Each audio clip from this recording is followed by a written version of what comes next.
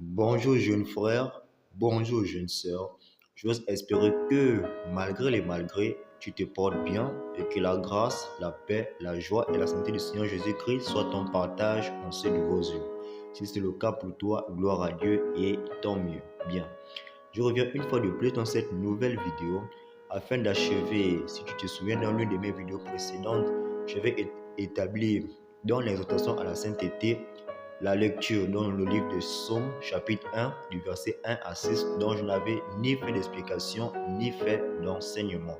C'est pourquoi je reviens sur cette vidéo afin de passer à l'enseignement, afin de mieux comprendre ce que dit ce chapitre, plus précisément dans le livre de Psaume chapitre 1 du verset 1 à 6. Donc il est simplement dit en un mot que pour celui qui se confie en l'Éternel, qui s'attache en l'Éternel plus dans ces derniers jours et dans ces derniers temps, qui marche dans ses parvis, qui le sert, qui l'honore et médite et met en pratique sa parole, est simplement heureux. Simplement heureux dans le sens que la protection, la sécurité, la paix, la joie, le bonheur de Jérusalem surgit sur la vie de cet enfant de Dieu ou ce chrétien qui fait les choses ainsi. Pourquoi? Parce que le fait de ne pas marcher selon le raisonnement des hommes, selon le désir des hommes ou selon leur convoitise en un mot, c'est-à-dire de ne pas suivre les ondits, que ce soit des membres de ta famille, ton entourage, tes amis, même chez les couples, que ce soit ton mari ou ta femme, mais que tu restes connecté à l'Éternel, c'est-à-dire que de jour comme de nuit, tu es toujours dans la prière, dans la méditation de sa parole. Fais de toi un enfant consacré à l'Éternel et sache que tu es simplement agréable aux yeux de l'Éternel. Car Josué, qui était un des serviteurs de l'Éternel, avait mis en pratique ces commandements venant de l'Éternel dans le livre de Josué, chapitre 1, tout précisément du verset 8, où il est dit que cette parole ne s'éloigne point de ta bouche, jour et de nuit, mais médite-la afin de réussir dans toutes tes entreprises. Donc tu vois, donc le fait que Josué avait mis cela en pratique faisait de lui un serviteur redoutable en son temps. Et c'est aussi peut-être le cas dans ta vie si et seulement si tu le mets aussi en pratique.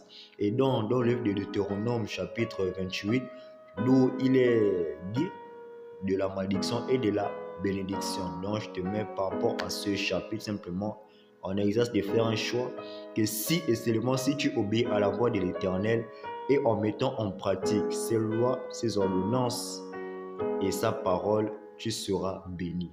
Mais si et seulement si tu n'écoutes pas la voix de l'Éternel, tu n'obéis pas à sa parole, ni en la mettant en pratique, mais que tu marches toujours dans ta même vie de fausseté, sache qu'aux yeux de l'Éternel, tu n'es pas agréable à ses yeux et tu le déshonores. Donc ce n'est pas un jugement, juste un constat afin de te ramener sur le droit chemin qui n'est que la droiture. Reviens à Jésus-Christ car il est le chemin, la vie et la vérité. Si tu as compris ce message, je t'invite encore à lire ce passage chez toi à la maison afin de mieux comprendre par ton propre raisonnement. Si tu as des questions, pose et on verra comment on peut remplir ensemble. Si c'est le cas pour toi, sois béni. Ciao.